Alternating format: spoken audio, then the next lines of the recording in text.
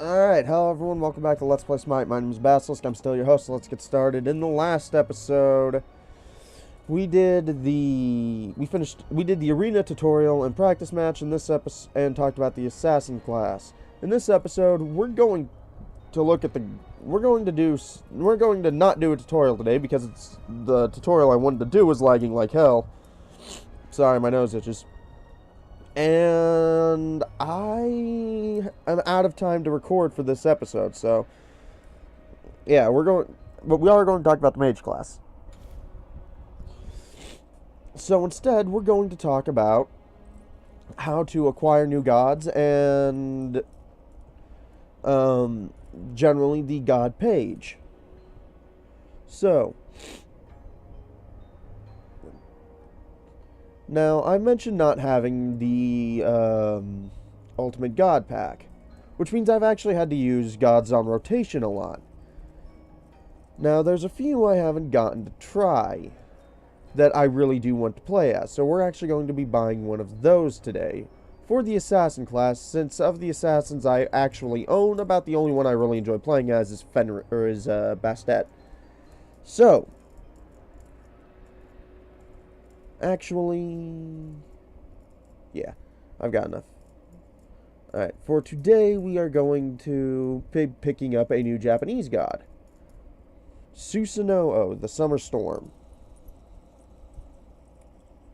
After it spawns him in over there on the right, because, yeah.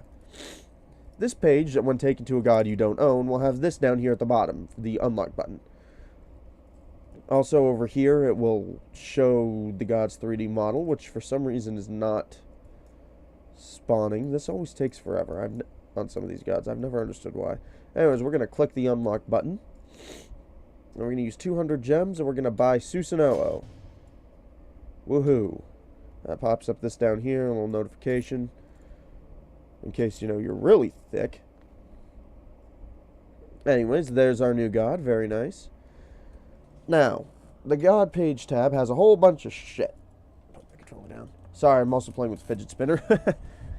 This is about. The About page shows their Pantheon, whether they're melee or ranged, what class they are, and whether or not you've gotten a rank for them. Below all that is their worship. Up top, you got their picture, plus whether or not you've qualified for them in any of the competitive modes. I have not. Down here, you have worshippers. I haven't played as him at all, so I have 0. Because he hasn't come up on any. He hasn't come up on any of the. My brain shut down. Any of the rotations when I've been wanting to play as him. Anyways, for pros, he's got high crowd control and high mobility, and he's apparently hard. So, yeah. Let's look at his abilities. On this page, you get their abilities. I'll be covering these in more detail as I talk about each individual god. But this is where you can look for yourself. On the left is their passive, their first ability, second ability, third ability, and ultimate. Now down here is the skins. This is where you can buy the skins themselves, and also where you can buy the god themselves, also where you can look at the skins. See what they look like before you buy them. Honestly, this guy doesn't have much in the way, except maybe the Steel Samurai skin, which admittedly looks pretty badass. If it ever loads. A lot of the skins are only available through special promotions or events. Some of them are only available once, which I think is ridiculous, but whatever. Very cool looking. Anyways, stats show his stats as they increase, but this screen doesn't factor in things like items. Steel Samurai makes him look like Genji. Wonder if that was intentional. Anyways. But yeah, you can increase the level up here to see how they increase naturally. As you can see, by level 20, he's not exactly squishy, but yeah. Achievements, he doesn't have any yet. I'll pop over to someone who does in a second. Susanoo, and here we have their lore. I'll be talking about this in the god thing. Emotes. You can make them do little things. That was kind of neat. History shows your playing history as them. Voice pack shows they have voice packs you can buy. One moment.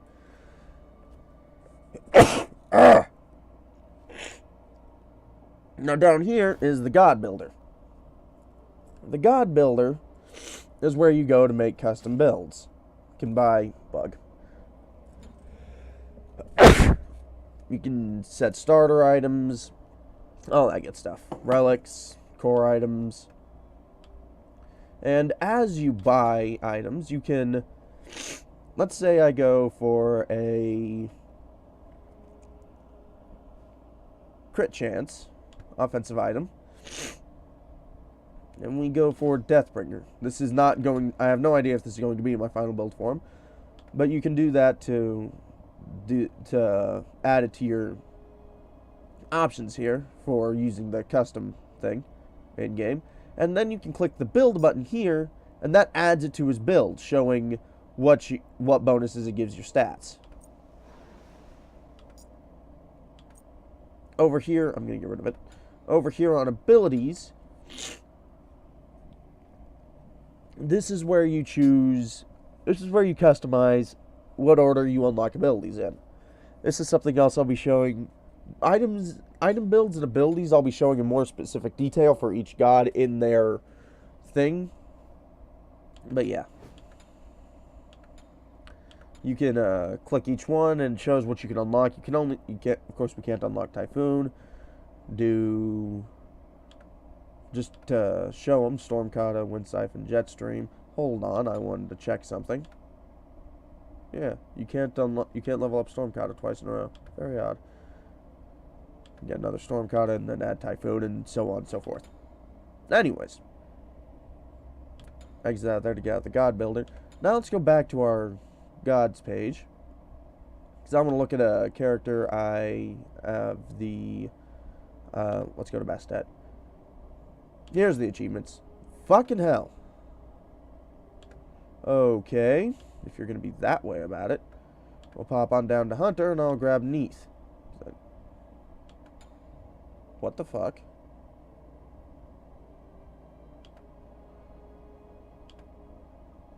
Okay. I know I did some of the achievements for you.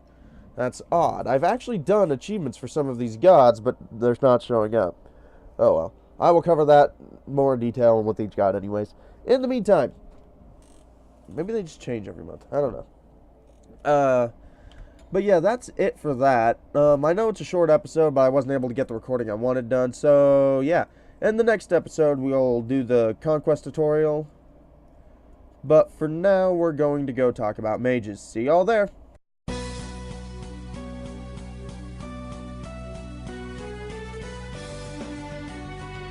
Alright, so the mages. The mages are an interesting class. They're kind of a mix between assassins and hunters. What do I mean by that? I mean, their basic attacks are ranged like the hunters, but they focus more on doing ability damage like mages, or like assassins, sorry.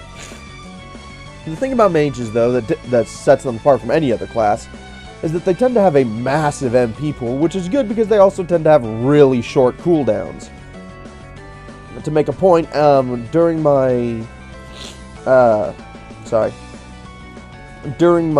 I was recording the match footage for this, I was able to get, I was able to use Ra's ultimate towards the end of the match every 14 seconds at most. In a game, considering most ultimates have 40+ second cooldowns, that's pretty significant.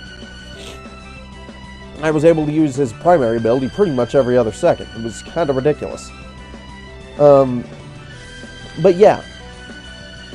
The downside, though, is that their actual primary attack tends to be fairly weak. I can't recall ever actually killing anybody with just the primary attack. The other downside is that they are heavily reliant on MP, more than any other class. So you do need to watch their MP pool very closely.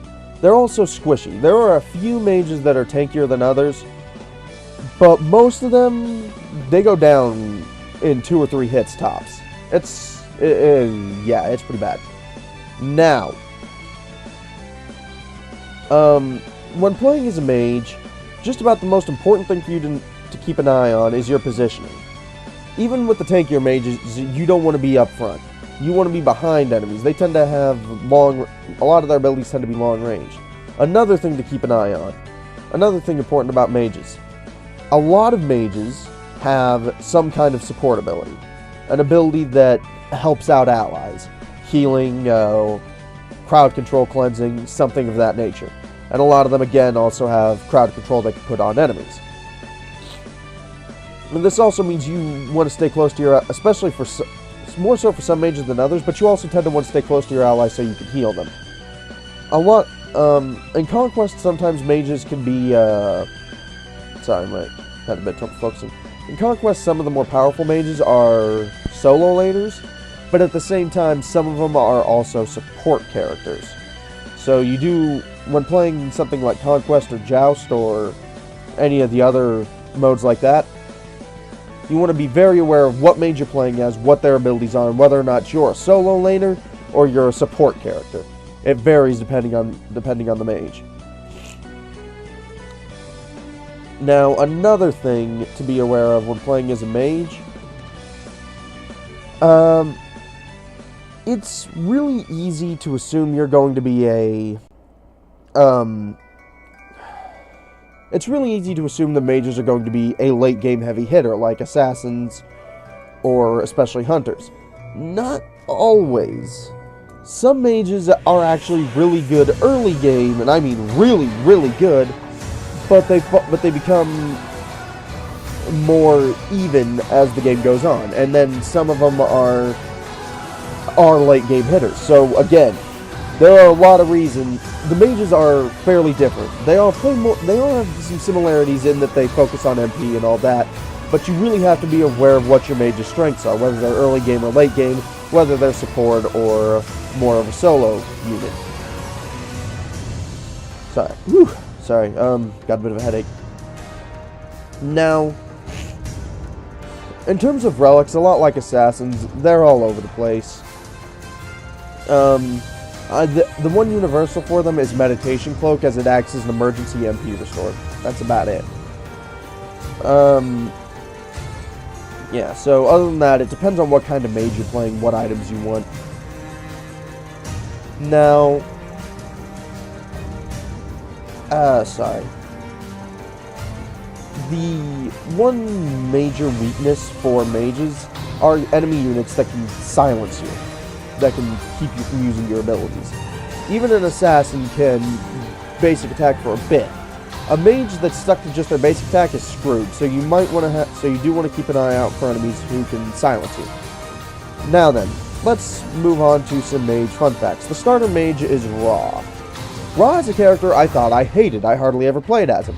When I actually did play as him, I found out that he's a pretty good character. He's just not one I particularly enjoy. I think he's a bit too simplistic, barring his ultimate, which takes time. Then he's got the world's most annoying laugh. Now, my favorite mage, and this probably comes as a surprise to nobody, is Kukulkan. Or Kukulkan, or however you pronounce his damn name. The serpent mage. And yeah, he's really cool.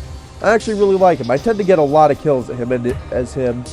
And you can get his magic power up really high depending on how you build him. Now, our final bit of Mage Fun Factory, that's a fun word, is, and I do apologize really quick for my allergies, they've been terrible all day, but I'm out of time to record, so if I want to get this episode up in time. Anyways, the final fun fact for mages is that another pretty good mage, Hades, can be unlocked really early. I think he's only like a 1200 favor off the top of my head. So it's definitely worth picking Hades up if you can. He's a pretty solid mage, and he also tends to be tankier, so definitely do that. Alright, that wraps things up for this episode. In the next episode, we will hopefully do the Conquest tutorial and talk about the Warrior class. In the meantime, thank you everybody so much for watching. This has been Basilisk, and I will see you all then. Thank you, and good night, folks.